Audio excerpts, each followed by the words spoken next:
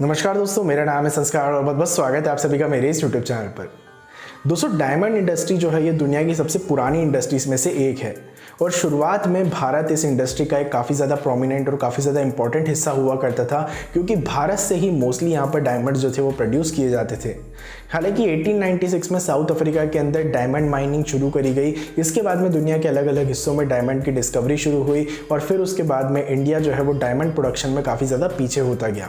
हालांकि आज की डेट में भी इंडिया के अंदर डायमंड माइनिंग जो है वो करी जाती है, डायमंड प्रोडक्शन किया जाता है। और 2013 के स्टैट्स के अकॉर्डिंग अगर हम लोग बात करें तो 2013 में 37,500 कैरेट डायमंड जो है ये ऑलमोस्ट माइन किए गए थे और इनको प्रोड्यूस किया गया था।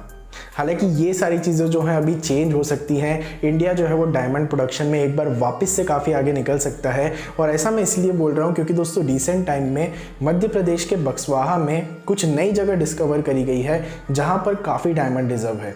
यहाँ पर 364 हेक्टेयर की ज़मीन पर 34 मिलियन कैरेट हीरे होने का एस्टिमेट किया जा रहा है, जहाँ पर हर साल तकरीबन 3 मिलियन कैरेट हीरे का प्रोडक्शन होने की उम्मीद है, जिससे एक बार फिर भारत अपनी डोमिनेंस इंटरनेशनल मार्केट में इस्टेब्लिश कर सकता है। बक्सवाहा के बंदर डायमंड ब्लॉक के लिए साल 2019 में मध्य प्रदेश सरकार ने माइनिंग के लिए टेंडर जारी किए थे। हालांकि कुछ प्रोटेस्ट की वजह से अभी तक काम पूरी तरह से शुरू नहीं हो पाया है। बंदर डायमंड प्रोजेक्ट पिछले 25 सालों में हुई सबसे इम्पॉर्टेंट खोजों में से एक है और पिछले 40 सालों से अधिक टाइम में भारत की पहली डायमंड डिस्कवरी है। एक बार काम पूरी तरह से शुरू हो जाता है तो ये एशिया की सबसे बड़ी डायमंड माइन होगी और दुनिया की टॉप 15 डायमंड माइन के अंदर आ जाएगी।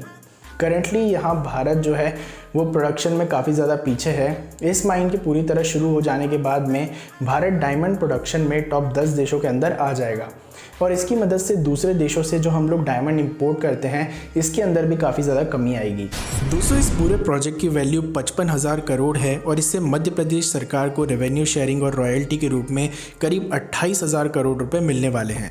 साथ ही साथ में इस प्रोजेक्ट को ऑपरेशन में लाने के लिए तकरीबन 2,500 करोड़ रुपए इन्वेस्ट किए जाएंगे।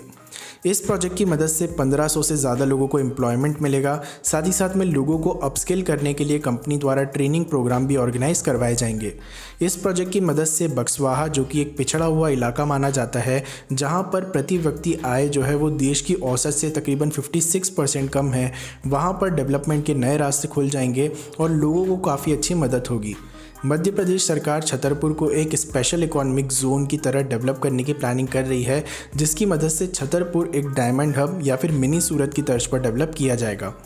इस प्रोजेक्ट की माइनिंग के लिए शुरुआत में 954 हेक्टेयर की ज़मीन निर्धारित की गई थी, जिसको बाद में कम करके 364 हेक्टेयर कर दिया गया, यानी कि ऑलमोस्ट 60% की कमी करी गई, जिससे पेड़ों को कम से कम काटा जाएगा और वाइल्ड लाइफ पर कम से कम इम्पैक्ट पड़ेगा। हालांकि इस प्रोजेक्ट की वजह से आने वाले 8 से 10 सालों के अंदर 2,15,000 के आसपास पेड़ों पर इफेक्ट पड़ेगा, लेकिन इसके बदले में तकरीबन 18 लाख से भी ज़्यादा पेड़ जो है वो लगाए जाएंगे और इस पूरी माइनिंग प्रोसेस को सस्टेनेबल और साइंटिफिक मेथड का इस्तेमाल करके किया जाएगा, जिससे एनवायरनमेंट को कम से कम नुकसान होगा। और एक बार माइनिंग पूरी तरह से कंप्लीट हो जाने के बाद में इस ज़मीन को वापस से वन विभाग को सौंप दिया जाएगा। इस प्रोजेक्ट में यूज़ होने वाला अधिकतर पानी जो है ये रेन वाटर हार्वेस्टिंग की मदद से जुटाया जाएगा और इस पानी को रीयूज़ और रीसाइकल भी किया जाएगा और ग्राउंड वाटर लेवल को मेंटेन करने के लिए भी रेन वाटर हार्वेस्टिंग का इस्तेमाल किया जाने वाला है।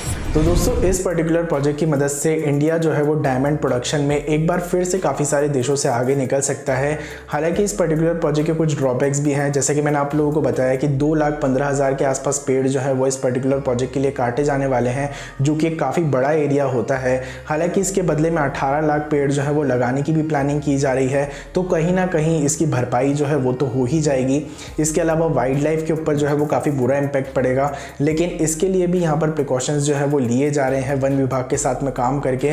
तो उम्मीद करते हैं कि यहाँ पर कम से कम इम्पैक्ट पहुँचे इन्वायरमेंट के ऊपर और साथ ही साथ में इंडिया जो है वो डायमंड प्रोडक्शन में एक बार फिर से काफ़ी अच्छा काम करे। उम्मीद हम लोग यही करेंगे कि सारा काम जो है ये सस्टेनेबल तरीके से हो, ताकि आगे जाकर किसी को भी कोई भी प्रॉब्लम ना हो। इसके अलावा दोस्तों, इस वीडियो में बस इतना ही था। वीडियो अगर आप लोगों को पसंद आई तो इसे ज़रूर से लाइक कीजिएगा। बहुत ही जल्दी मिलेंगे एक और नई और फ्रेश वीडियो के साथ में। तब तक के लिए be a traveller, be a explorer. जय हिंद, जय भारत, वंदे मातरम।